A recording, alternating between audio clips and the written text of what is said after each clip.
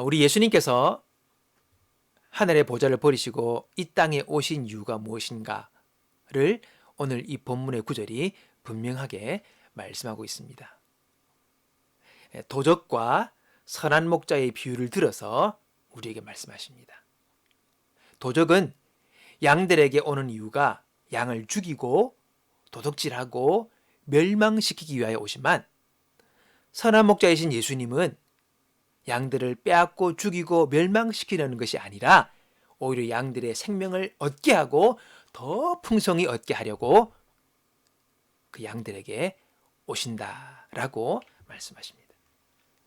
예수님은 우리에게 풍성한 삶을 주시기 위해 하신다고 말씀하십니다.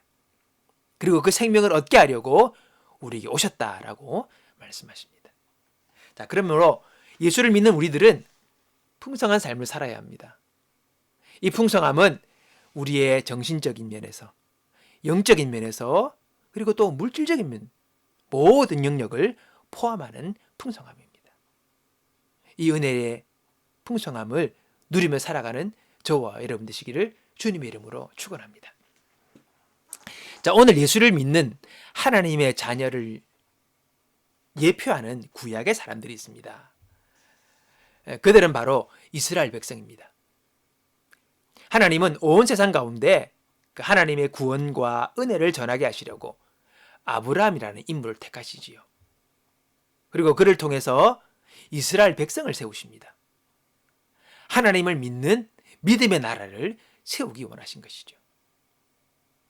그리고 하나님이 약속하신 그 가나안 땅을 아브라함 때부터 약속하시고 내가 너희들에게 이 땅을 주겠다, 그렇게 말씀하셨습니다. 그 땅은 축복의 땅입니다. 그리고 하나님께서 주시기로 약속하신 약속의 땅이지요. 하나님은 그들이 그 땅에 들어가서 하나님의 축복을 누리며 풍족한 삶을 살기를 원하셨습니다.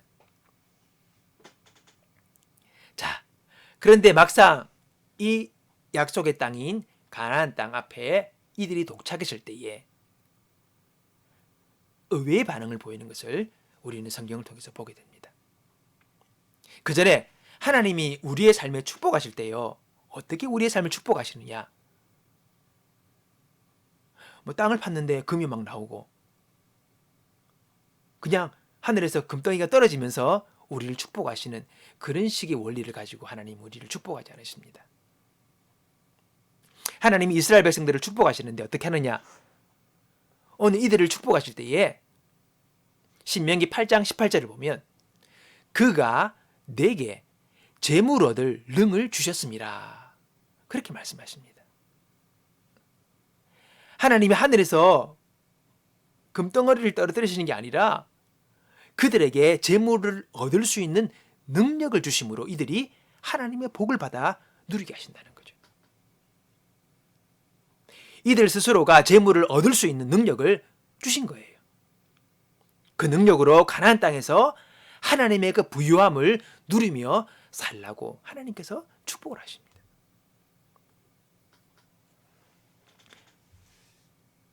이스라엘 백성은 하나님께서 나와 함께 하심으로 나에게 재물을 얻을 수 있는 능력을 하나님이 주셨다는 것을 믿고 나아가는 것입니다. 그리고 노력하니 하나님의 부유함이 이들의 삶에 채워지게 되는 것이죠. 하나님은 이스라엘 백성들에게 부유함을 주시되 이들의 마음에서부터 하나님이 그 능력을 주셨음을 확인하고, 그리고 그 확신 속에서 살아갈 때에 현실의 삶 속에 하나님의 그 부유함을 그들에게 맛보게 하셨다는 것입니다. 여러분, 오늘날 우리도 마찬가지입니다. 우리가 누구입니까? 하나님의 자녀 아닙니까? 창조자 하나님을 나의 아버지로 모시고 살아가는 사람들입니다. 이것 하나만으로도 이미 우리는 부유함을 약속받은 사람들이죠. 창조주 하나님이 내 아버지인 것이죠. 그것도 나를 사랑하시는 아버지라고 말씀하십니다. 그러므로 우리들도 오늘 이 믿음 안에서 모든 것을 행하는 사람들이 되어야 합니다.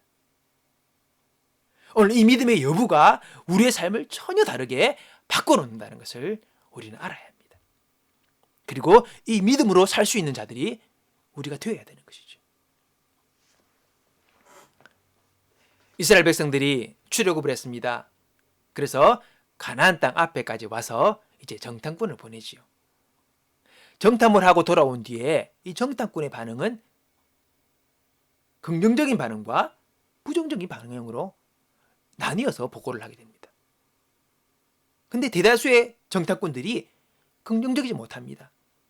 부정적인 반응을 보입니다. 어떻게 보입니까? 왜 그렇습니까? 첫째 보면 이들은요, 젖과 꿀이 흐르는 가나안 땅이 그들에게는요, 두려움의 땅이 되었습니다. 저는 이 말씀을 보면서 참 아이러니했습니다. 하나님 허락하신 축복의 땅이, 부유의 땅이 왜 이들에게 두려움의 땅이 되었느냐? 가나안 땅은 부유와 풍요의 땅이었습니다. 민수기 13장 23절을 보면 또 에스골 골짜기에 이르러 거기서 포도송이가 달린 가지를 베어 둘이 막대기에 꿰어 매고 또 석류와 무화과를 따니라. 여러분 보세요. 얼마나 포도송이가 컸던지 실했던지 한 송이 조망만한 게 아니에요. 두 사람이 가지에 그것을 꿰어 매고 올 정도로 엄청나게 큰 포도송이를 가지고 올 수 있었습니다. 정말 기름지고 비옥한 땅임을 보게 되는 것이죠. 그런데요, 오늘 이들은 그것을 보고 절망을 합니다. 그 땅을 어떻게 평가하느냐? 보세요. 이스라엘 자손 앞에서 그 정탐한 땅을 악평하여 이르되 우리가 두루 다니며 정탐한 땅은 그 거주민을 삼키는 땅이요 거기서 본 모든 백성은 신장이 장대한 자들이며. 여러분, 악평은 어떻게?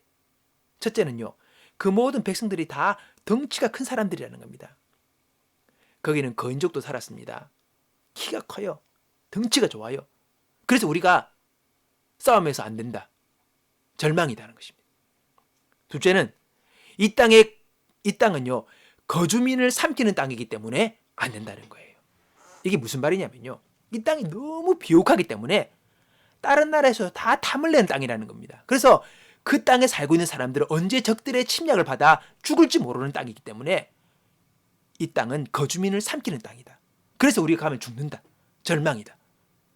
그렇게 보고를 했다는 것입니다. 여러분, 이 10명의 정탐꾼의 보고에는요, 그 어디에도 희망이 없습니다. 기대가 없습니다. 믿음도 없습니다. 하나님이 약속하신 땅이고 하나님이 주시겠다고 한 축복의 땅인데 그 땅을 바라보는 그들의 눈에는 어떤 희망도 어떤 기대함도 없다는 것이지. 너무 아이러니하지 않습니까? 너무 아이러니해요. 너무 기름지고 좋은 땅이라 오히려 절망스럽고 우리가 차지할 수 없는 땅이라고 그들은 그 땅을 향해 악평을 하는 것입니다. 하나님이 주시겠다는 땅인데. 여러분, 참으로 이해할 수 없는 반응들을 하는 오늘 이스라엘 백성들의 모습을 우리는 보고 있습니다. 이 보고를 듣고 절망하는 이스라엘 백성들을 향해서 자종하라 하고 여호수아와 갈렙은 뭐랍니까? 이들은 믿음의 사람이었습니다. 자, 봅시다. 가나안 땅을 정탐하고 온 눈의 아들 여호수아와 여분의 아들 갈렙은 옷을 찢었습니다. 그들이 모든 이스라엘 백성에게 말했습니다. 우리가 정탐하러 갔던 땅은 매우 좋은 곳입니다. 여호와께서 우리에게 자비를 베푸신다면 우리를 그 땅으로 인도하실 것입니다. 젖과 꿀이 넘쳐 흐를 만큼 비옥한 그 땅을 우리에게 주실 것입니다. 여호와를 배반하지 마십시오. 그 땅의 백성을 두려워하지 마십시오. 그들은 우리의 밥이나 마찬가지입니다. 그들에게는 방벽이 없지만 우리에게는 여호와가 계십니다. 그들을 두려워하지 마십시오. 여러분, 전혀 다른 반응을 여호수아와 갈렙은 그 땅을 향해 하고 있습니다. 여러분, 여기서 우리가 알 것이 뭡니까? 하나님이 우리에게 축복의 땅을 주시더라도 우리의 마음에 하나님에 대한 믿음이 없으면, 하나님을 신뢰함이 없으면 축복의 땅도 저주의 땅으로 보인다는 것입니다. 하나님의 축복은 우리의 마음에 하나님을 신뢰하는 믿음이 있을 때에 그것을 현실화할 수 있다는 것입니다. 아무리 좋은 땅을 주셔도 믿음이 없으면 볼 수가 없습니다. 오히려 더 복되고 풍성할수록 오히려 두려움의 대상이 될 수 있다는 것이지요.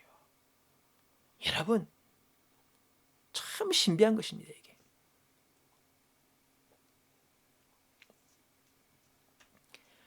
하나님은 우리를 축복하실 때에 금덩이가 하늘에서 떨어지게 하셔서 복을 주신 것이 아니라 믿음으로 하나님이 주신 그 복을 우리가 차지하기를 원하십니다. 우리에게 재물을 얻을 능력을 주셔서 그 능력을 가지고 우리가 그 땅을 차지하고 그 땅을 쟁취하기를 원하시는 거죠. 창조주 하나님이 내 아버지가 되십니다. 그분이 우리에게 그 땅을 주신다고 하셨고 우리에게 차지하려 하셨고 누리려 하셨기 때문에 우리는 이 믿음으로 도전하여 그 땅을 차지하는 자가 되어야 한다는 것입니다. 자, 이들이 또 두려워하는 둘째 이유가 있습니다. 뭐냐면요, 하나님이 약속하신 축복의 땅을 거절했던 그 백성들은요, 하나님께서 여기까지 그들을 인도하셨던 것을 후회합니다. 하나님께서 출애굽에서 이들을 그 가나안 앞에까지 인도하셨는데 다 헛짓했다라고 스스로 고백하는 거죠. 쓸데없는 짓을 했다. 그러면서 지난 날들을 그들이 후회합니다. 민수기 14장에 보면 뭐라 합니까? 이렇게 얘기합니다. 우리가 애굽에서 죽었거나 광야에서 죽었더라면 더 좋았을 것이요. 여호와께서 왜 우리를 이 땅으로 인도해서 칼에 맞아 죽게 하는 거요? 우리 아내와 자식들은 잡혀가고 말 것이요. 차라리 애굽으로 돌아가는 것이 좋겠어. 여러분, 부정적인 보고를 받고 그 보고를 받아들인 이스라엘 백성들의 반응이 이렇습니다. 왜 이 고생해서 여기까지 왔느냐? 칼에 맞아 죽게 하려고 하나님이 여기까지 인도했느냐? 우리와 우리 자식들 다 잡혀가고 우리는 끝장이다. 차라리 애굽으로 돌아가는 게 좋겠다. 그렇게 하면서 지난 날들을 후회하면서 이들이 하소연을 하는 것입니다.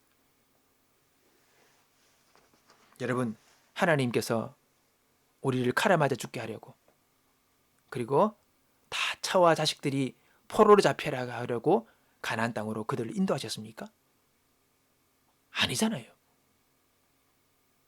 우리는 예수님이 하신 말씀을 기억해야 합니다. 오늘의 본문의 말씀처럼 도적이 오는 것은 도적질하고 죽이고 멸망시키려는 것뿐이요, 내가 온 것은 양으로 생명을 얻게 하고 더 풍성히 얻게 하려는 것이라. 하나님은 우리를 망하게 하려고 지금까지 인도하신 것이 아니에요. 우리를 풍성하게 하시고 우리를 살게 하시려고 여기까지 인도하신 거예요. 우리 앞에 가나안 땅 있잖아요. 우리 앞에 가나안 땅이 있어요. 여기까지 주님께서 인도하신 거예요. 후회스러운 시간들이 아닙니다.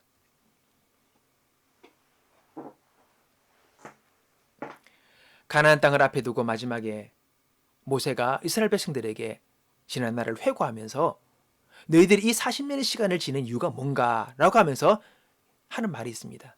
신명기 8장의 말씀 제가 읽어보겠습니다. 네 하나님 여호와께서 이 40년 동안에 내게 광야길을 걷게 하신 것을 기억하라. 이는 너를 낮추시며 너를 시험하사 네 마음이 어떠한지 그 명령을 지키는지 지키지 않는지를 알게 하심이라. 너를 낮추시며 너를 줄이게 하시며 또 너도 알지 못하며 내 조상들도 알지 못하던 만나를 내게 먹이신 것은 사람이 떡으로만 사는 것이 아니요 여호와의 입에서 나오는 모든 말씀으로 사는 줄을 내가 알게 하려 하심이라. 이는 다 너를 낮추시며 너를 시험하사 마침내 내게 복을 주려 하심이었느니라. 여러분, 지난 날이 헛된 날이 아닙니다. 지난 날이 의미 없는 날이 아닙니다. 그 모든 지난 날은 우리로 하여금 마침내 복을 받게 하시려고 우리를 시험하시고 우리로 하여금 겸손케 하시고 우리로 하여금 말씀을 따라 순종하는 것을 배우게 하시려고 여기까지 인도하신 거예요. 우리에게 복을 주시고 우리를 축복하시려고 그 어려운 시간, 그 방황의 시간, 그 고난의 시간을 지나왔다고 우리에게 말씀하시는 거예요.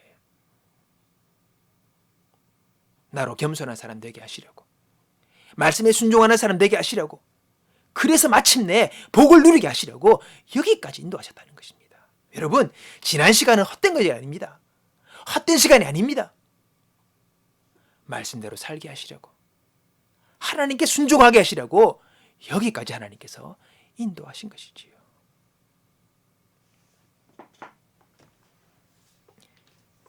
우리가 하나님의 풍성하심을 누리며 살기를 원하십니다. 이 풍성함을 누리며 사는 삶을 살기 위해서는요, 제일 먼저는요, 우리 마음에서부터 변화가 일어나야 합니다. 내가 주인 되어 살지 않고 이제는 예수님을 나의 주인으로 모시고 살겠다는 마음의 결정들이 있어야 합니다. 그리고 하나님을 신뢰하고 하나님을 믿을 때에 나를 위해 예비하신 하나님의 복들이 이제는 보이게 되는 거예요. 그리고 그것을 하나씩 하나씩 찾아 누릴 수 있는 은혜들이, 역사가 우리의 삶 가운데 일어나게 된다는 것입니다. 살 길이 있습니다. 됩니다. 할 수 있습니다. 하나님 우리의 삶을 복되게 하시고 우리를 풍성케 하시려고 우리를 위해 오신 거예요. 그분을 붙들고 그분을 의지하고 그분을 믿고 나아갈 때에 우리의 삶에 새로운 삶의 역사가 일어나게 되는 것입니다.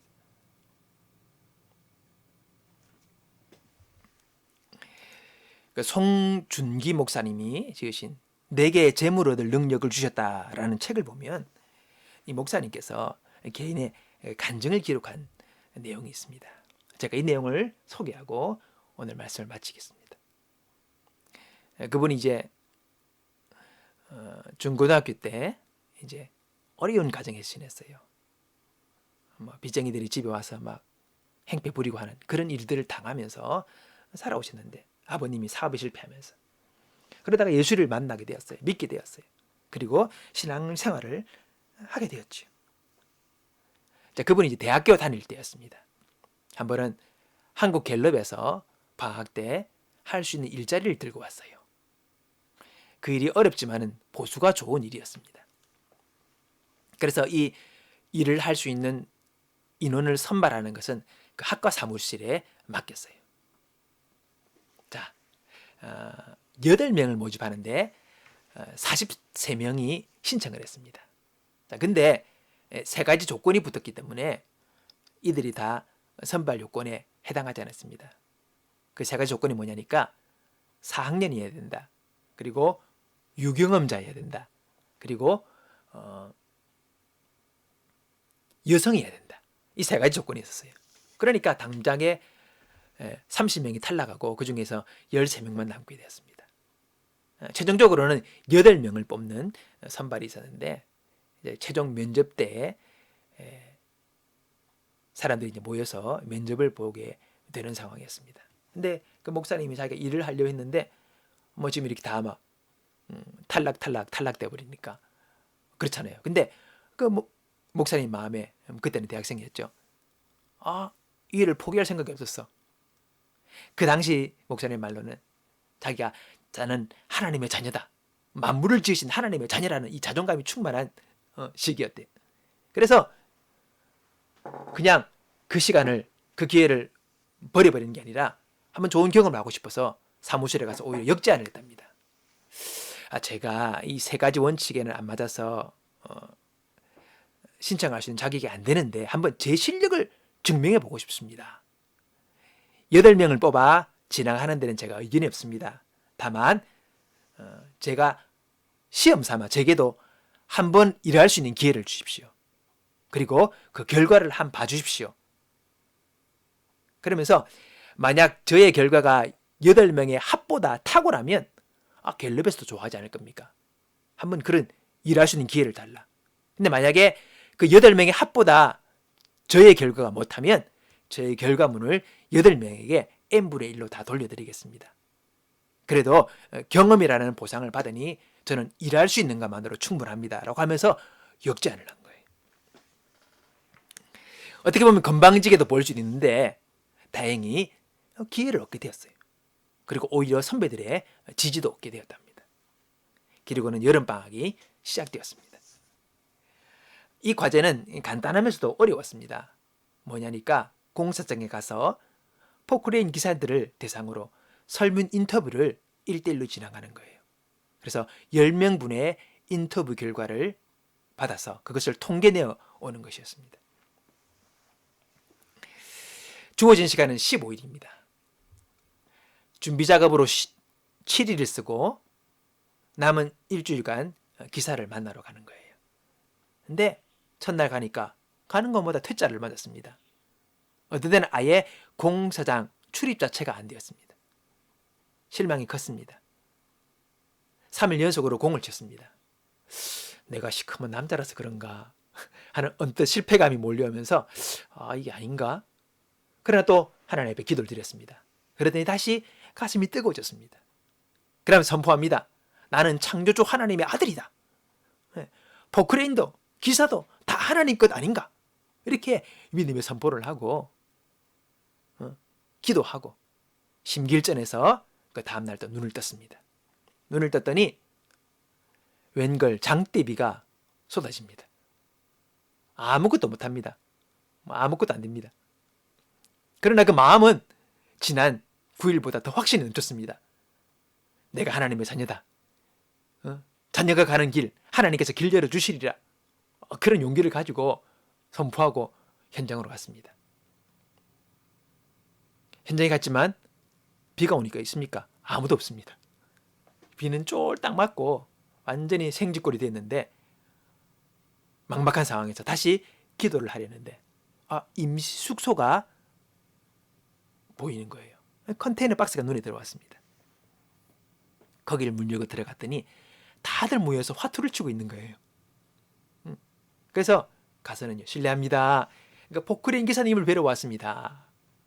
그러니까 화투를 다 치다가 한 분이 미리 갱팽 주고 그냥 탈락해가지고 앉아 놀고 계신 분이 있는데 그분이 인터뷰에 응해 주신 거예요.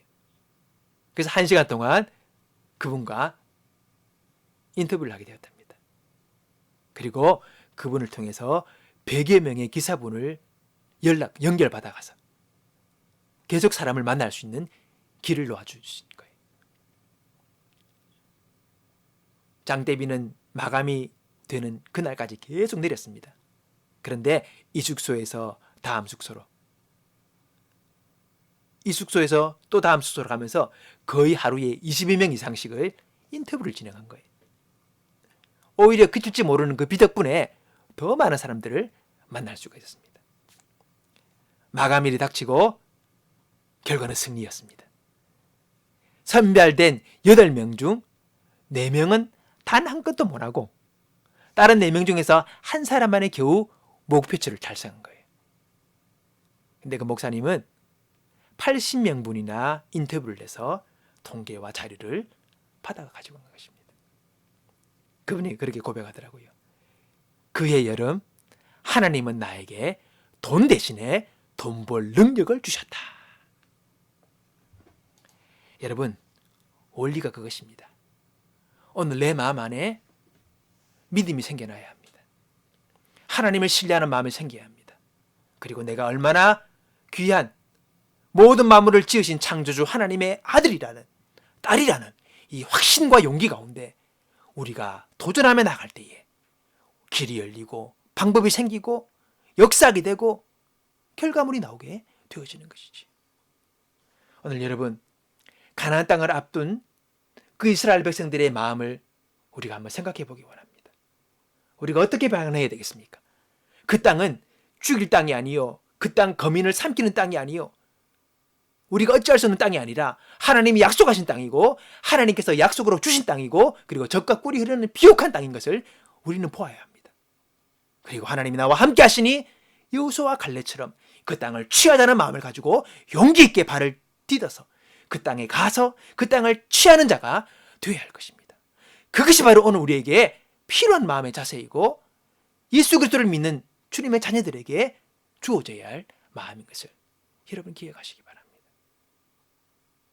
여러분, 하나님이 약속하셨고 하나님께서 예비하신 비옥한 축복의 땅이 우리에게 두려움의 땅이 되어서는 안 됩니다. 오늘 여러분, 주위를 어떻게 보고 계십니까? 다 두려움밖에 없고 다 어려움밖에 없고 다 막막하고 다 안 될 것입니까? 아닙니다. 내 안에 믿음이 생기면 그 모든 것이 축복의 땅인 것을 보게 될 것입니다. 우리 안에 믿음이 생길 때에 그 온 천지가 내게 가능성인 것을 보게 될 것입니다. 우리는 하나님의 자녀입니다. 만물을 지으신 창조주 하나님의 아들이요 딸입니다.